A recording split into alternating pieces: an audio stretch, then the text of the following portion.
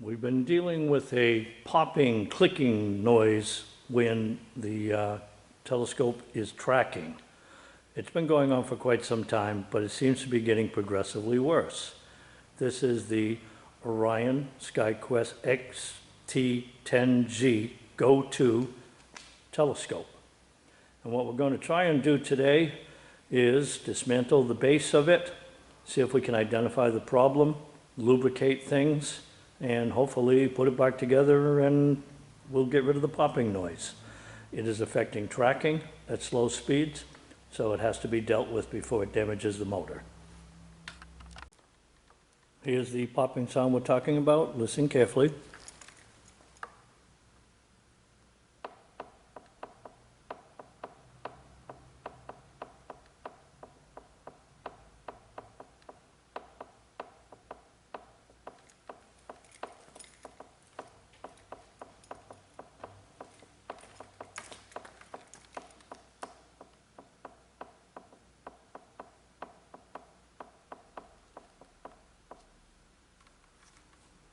That's the sound we're going to try and reduce or eliminate. To begin, we have to start by taking off the cover from the base. And just a note here, this is a fairly complicated base, so this is not something that you want to do in a regular maintenance. This is something you would only do if you're having the same issue, because eventually the friction is going to damage the motor that drives it, and unfortunately Orion is out of business, so getting replacement parts are very difficult. So that's the reason that we're doing this today. It has reached the point where I have concerns that it will eventually damage the motor that's trying to drive the worm gear. And so in I go. I have never done this before, but I do have some idea of what's inside there. So let's give it a shot by taking off the 4 Phillips heads.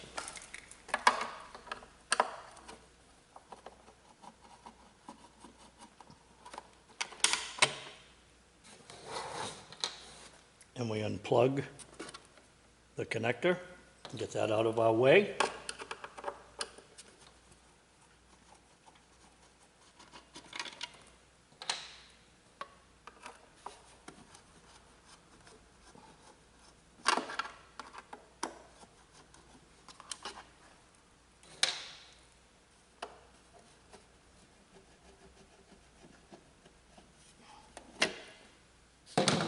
And what we wind up with is all of this that has to come out in order for us to access the base. These will have to be unplugged. Never pull on the wires, always will on the plugs. And then we will have to be removing this and a number of other things. Before I begin, we pull out the trusty cell phone camera. And make sure to take pictures at every step, just in case somewhere down the line you've lost track. I'm going to take some pretty pictures.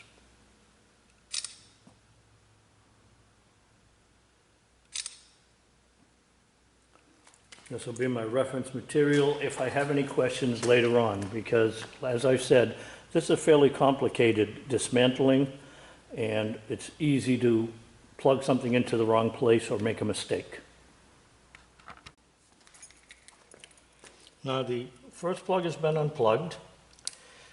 The second one goes right here, and what I'm going to do is just put a little mark on it with a Sharpie, because the plugs are virtually identical and it's possible you could accidentally plug the wrong one in. And then we unplug it. The power one was the most difficult to disconnect. I had to be very careful. All right, and we have removed this. Place it aside somewhere where it won't get damaged. And now it's time to begin going inside to get the base off. Well, the next step that I did was release these two bolts here, the actually machine screws. There is an Allen here, an Allen here, and then underneath there's another Allen, the same Allen as these two, and then the next size up metric Allen, there's another big one hiding here underneath. This is a view of the underneath,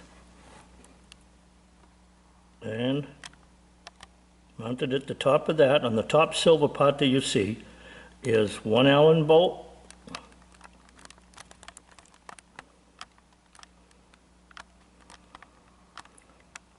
that you can see protruding over here, and then another one is behind, directly behind.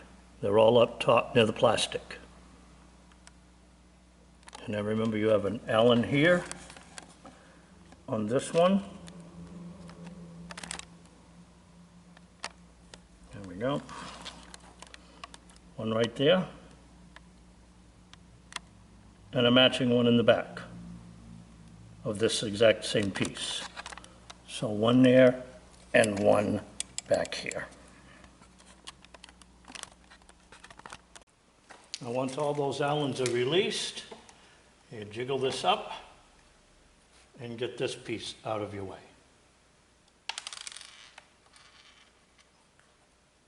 Okay, and if you can see this, all right, there's the little Allen right there, and then the big one right here. This one actually screws in, this one, right here. The big one actually screws in to the post. All right? So it's not like you have to worry about realigning that.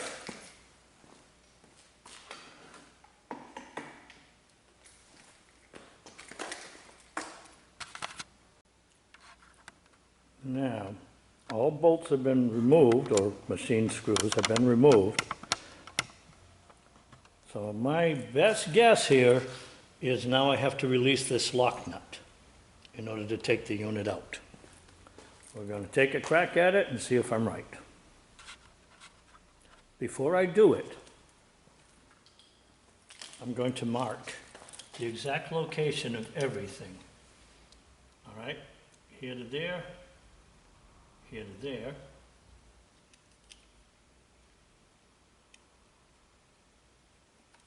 And then, since my guess is this is part of the tension, I will carefully count each turn around I take it off so I can put it back exactly where it was.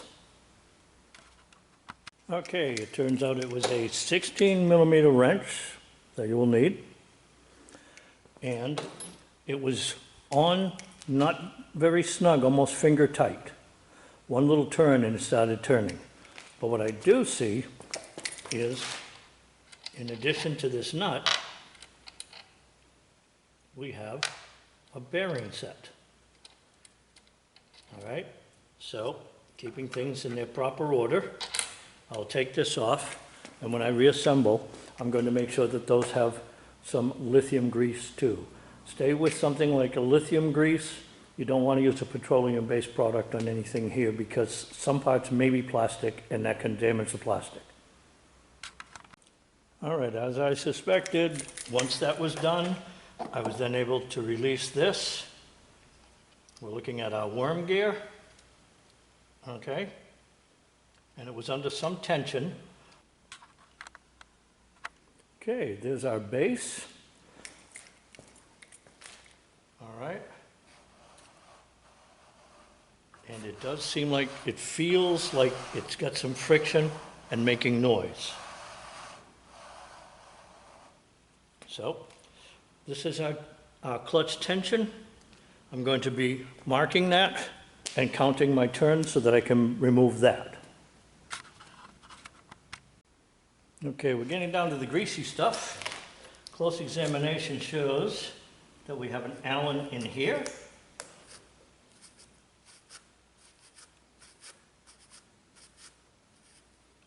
Okay.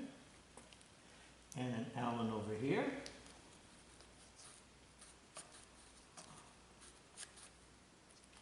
All right. Just in case we have any issues.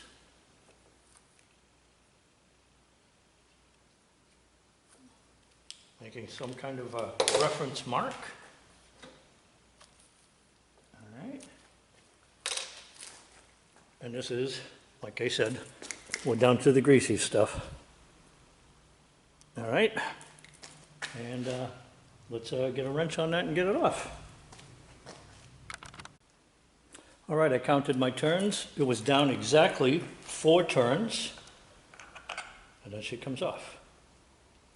All right, underneath that, we have thrust washer, nylon. Nope, that's metal. Okay, so there it is. And now, I can remove this. Set that aside, leaving everything in the same order. Getting down there deeper. Lots to this. It's not for the faint of heart. Now to continue forward, we need to unscrew these Phillips head screws. They also go to a lock nut that is underneath. So we have to release from that.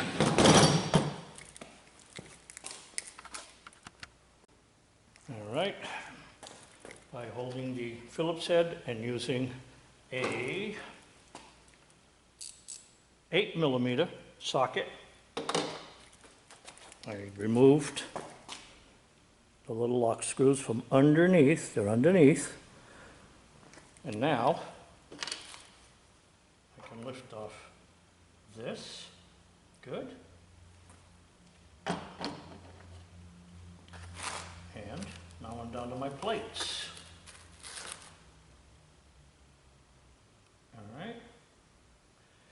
This is pretty much the area I need to get to, obviously. They're going to roll on this. These are all little rollers. What we need to do is clean off the old grease and apply something new to it, so that when she spins, she has less friction. All right. So, moving on. Now, one thing I noticed while I was checking out these roller bearings is a couple of them didn't roll. I had to force them just slightly, and then they rolled. So probably dust and dirt accumulation over the years somehow got in and contaminated the grease. But that probably is contributing to the friction issue. After wiping some grease off, examination of one of the plates shows spots where it's had more pressure and spots where it had less pressure.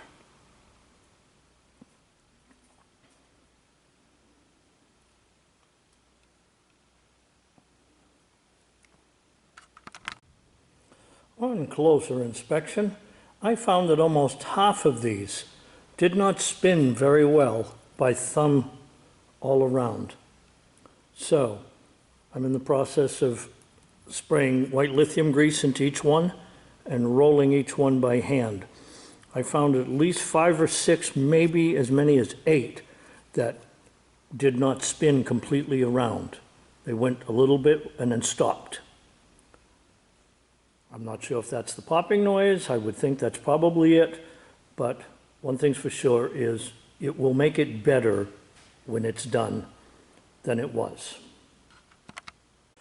Okay, I have sprayed each bearing liberally with white lithium grease, both sides, and rolled them all one by one with my fingers. Then cleaned it off and did it again. Blew compressed air through and then did it again. And now every one of them seems to spin freely. Most likely one or two of these, or maybe more, probably developed a flat spot in there somewhere by dragging. There's really nothing that you can do about that. These parts are most likely not readily available anymore, so you just have to lube up the best you possibly can and reassemble. Now, many of you may ask, what is this crazy person going to use as a lubricant? You've looked online and you found, use this, use that. No, don't use this, don't use that. The key points we want is it cannot be petroleum-based because of the plastic parts. It will start to deform the plastic. So it has to be something in the idea of a lithium. You want to get the thinnest possible lithium grease you can possibly find. Lithium grease isn't affected very much by heat or cold, and it's used quite often in mechanical purposes, and it is safe to use on plastic. I am using white lithium grease, a spray. In other things that I've done not related to telescopes, this has lasted the longest and has not affected anything and has given me the best possible lubrication when I'm working with plastic parts and metal parts that connect to it. You can definitely look online and somebody will recommend a different product. Sure, go ahead and get it. I don't like anything that I have to paste on. I want something I spray on. I don't want to take even the slightest chance that some contaminant from the brush could get transferred over. So I want something that I can spray.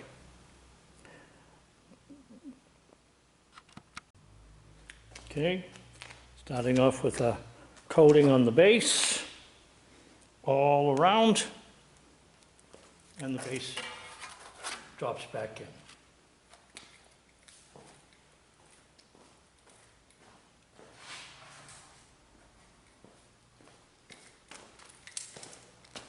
The next part we'll be coating is the roller assembly or bearing assembly, and then that will just drop right in. The final part,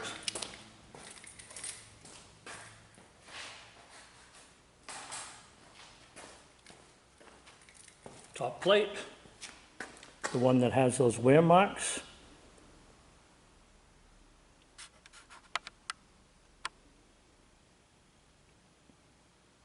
And then that will go on top. Okay, lubrication is in. 4 Phillips heads are back in. Don't forget to secure it nice and snug. Careful not to break them off to this plate.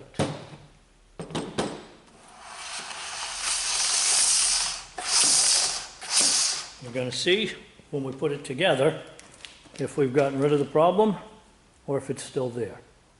One thing's for sure is we've made it a little bit better. The lubrication has been replaced with something new.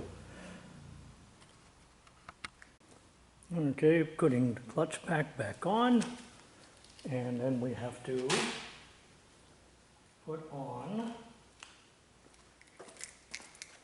the thrust washers and our tension bolts. All right, and I will adjust that to where it feels like I have the least amount of friction. Okay,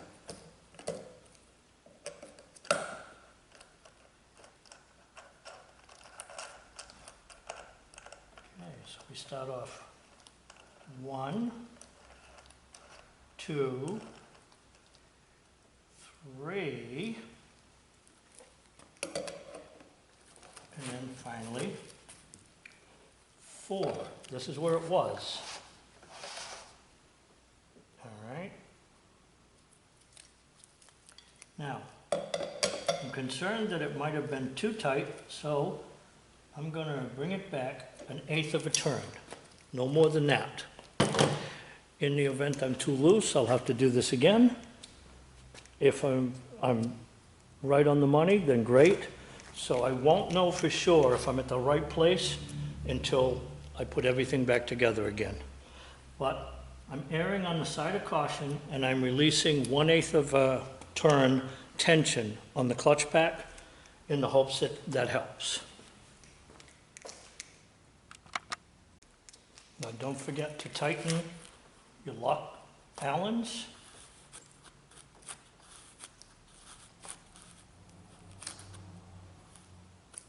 Okay, nice and snug. Both sides, nice and snug. And one thing I didn't mention is the surface underneath here should be grease-free. So make sure to clean the metal underneath this piece so there's no grease, no slippage, because that's all part of the clutch system and you don't want any on it. When working with it, the gray block that you saw up above, that circle, that's basically the clutch. And you want to make sure not to make contact with that to get any kind of grease on it. All right? And I have re-greased the ring gear with a specific caliper grease that is very lightweight and doesn't harden up in the cold.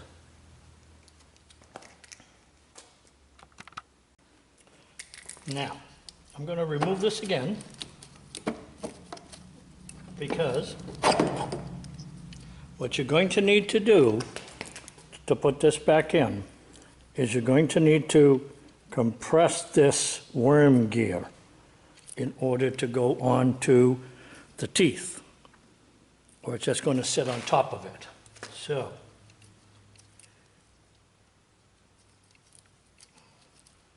compress it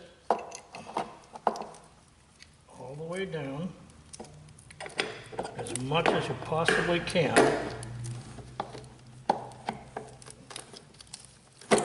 to get it to drop in. Okay? And that's how you have to do it. Once it's been compressed and sprung back, you'll be able to drop it onto the worm gear. Once you've got it compressed and laying down, make sure that this fits into the circular cutout of this unit. All right, the worm gear unit, it has to drop into that. If it doesn't, you just move the base slightly until it drops in to that. I'll zoom in on it.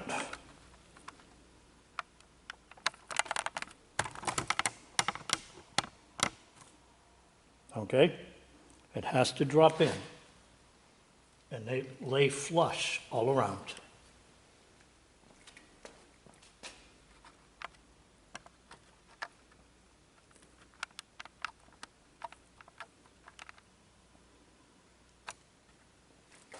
Check to make sure you're flush at all 4 points, and make sure that you've dropped into the little raised circle that goes into this cutout.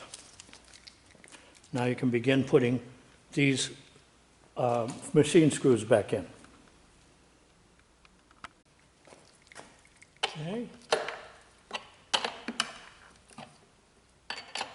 We don't want to go crazy on this.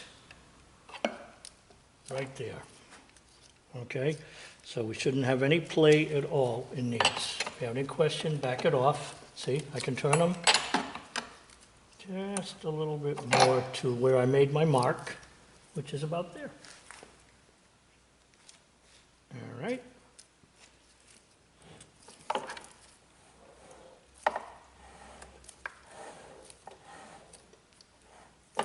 Feels good. Okay, now we've placed our black plastic, I guess the fancy name would be an encoder, but we placed it back in. Now we need to line up the screw that goes through with it. So, that is a tiny Allen screw that goes through it on one side, way up at the top, underneath.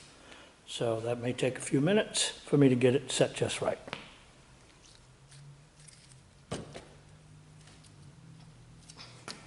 Luckily, the wheel turns, so we can move it until we've got it exactly lined up, because at present, the hole is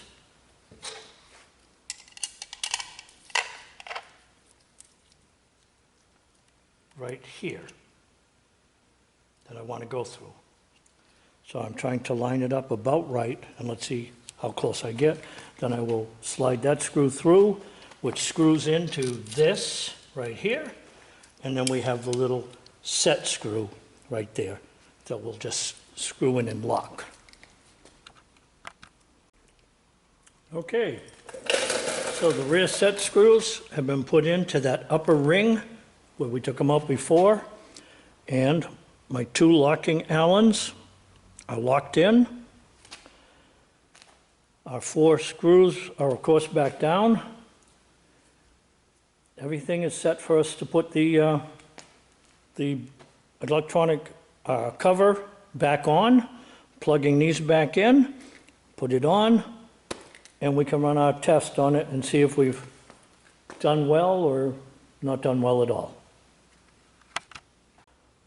Okay, we're plugged back into the cover box in the correct plugs because we were smart enough to mark one of them since they are virtually identical and make sure that they go to the right places. Power's plugged back in. It's time to hook up and run a quick test and see if we've made any change at all. That's how we take it apart. That's how we put it together. Again, I've never done this before, so I'm sure a lot of you out there are saying, no, no, no, you idiot, that's not the way to do it, or that's not the grease to use, or you shouldn't have done that.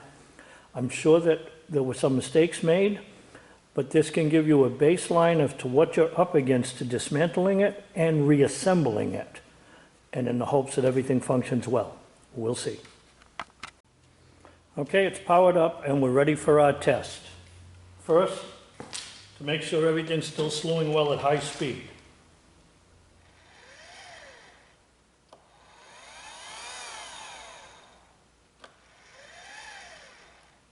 Now, the lowest rate setting, number 1, which is the tracking setting, and this is where the popping occurs.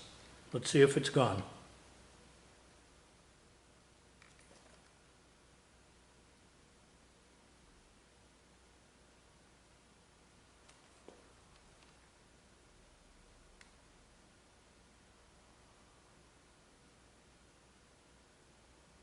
She is definitely moving based on the marks that I made on this side over here. And I do not hear any popping.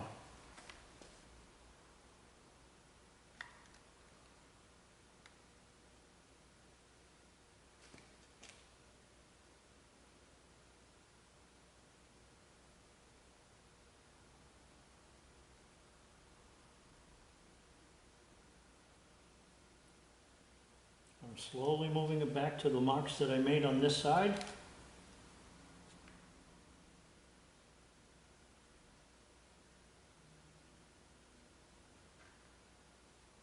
And it is definitely moving at the slowest possible speed.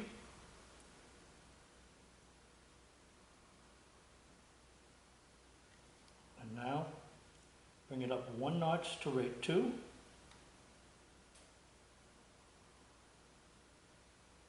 She's moving perfectly, and I don't hear any popping. So, have we fixed it? I think so. Oh, by the way, you may have noticed I haven't put these screws in yet. I just wanted to run the test on it, just in case I needed to adjust the tension on the worm gear. But apparently I do not. So now I'll put those last 4 screws in that hold the cover down. All right, that's it. Did I do it right? Who knows? I've not been able to find anything online to give me a clue as to how to do this, so I have to use just basically my mechanical ability, my basic knowledge of how to take things apart and put it together. I hope this helps for anybody that has a similar telescope that takes that cover off and goes, oh my God, what do I do next? Well, hopefully, if you follow these steps and you're very careful to mark everything so that you can put it all back the way it was just in case, and you grease it properly, hopefully this will solve your popping, clicking problem during tracking speeds, particularly the azimuth. that seems to be where the main problem on my scope has been. All right, thank you for watching.